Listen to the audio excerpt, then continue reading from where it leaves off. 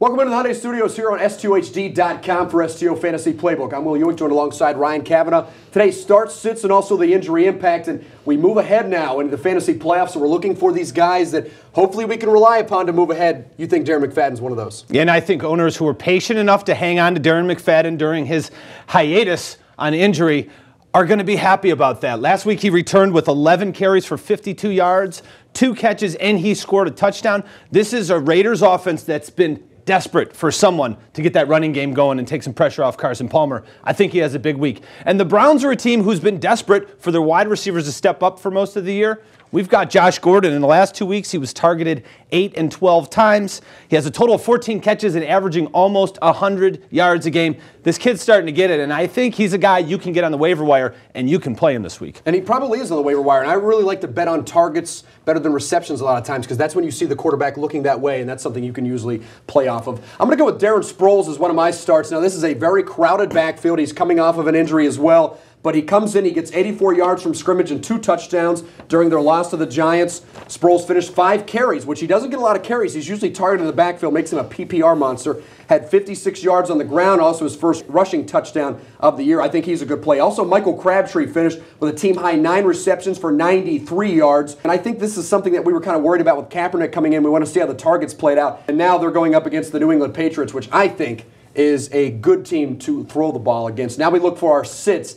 And these are guys that hopefully, we're looking, and we don't want to steer you wrong, but maybe some big-name guys that could draw you a goose egg or a low number and could cost you your week. You think Phillip Rivers is one of those? Yeah, and I think Phillip Rivers, people want him to be good. He's a player that people have relied on, and I don't want people to get too excited about his numbers last week. He threw 3 touchdowns, and for only the 4th time, he threw 0 interceptions. He's an interception machine this year, Will. He only threw for 200 yards, and for quarterbacks, I look at the yardage. I expect him to throw interceptions, and he just has not had those big yardage games. I'd keep him on my bench. Mikel LeSure, for the last few weeks, Joique Bell has snuck up with the carries, and right now, Joique Bell is outperforming Mikel LeSure. Most alarming to me is that he had 0 catches. He's not a part of the passing game, and I think there's better options than Mikel LeSure this week if you want to get to the finals and the playoffs.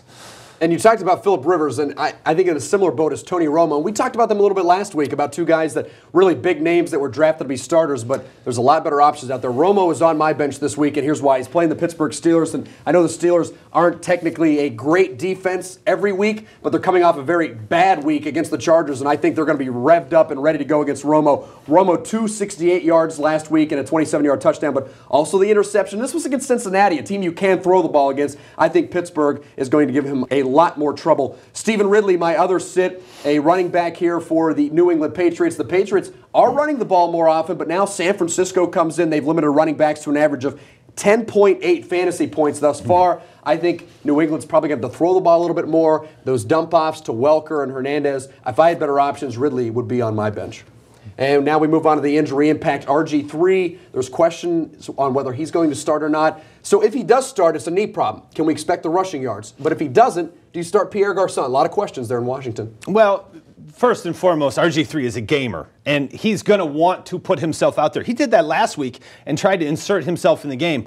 I would stay away from RG3 for these reasons. If I'm the Redskins, I know I need to win to get into the playoffs, but Kirk Cousins came in and played excellent in his stead. I think they picture themselves winning against the Cleveland Browns, and they think they can do it with Kirk Cousins. That being said, if RG3 gets run out there, I don't play him because I can't count on him to play a full game. Pierre Garçon, whoever the quarterback is, I'm putting him in there. But if you're an owner who plays like a Josh Morgan, someone who has really benefited from the play of RG3 all year long, I'd sit those guys.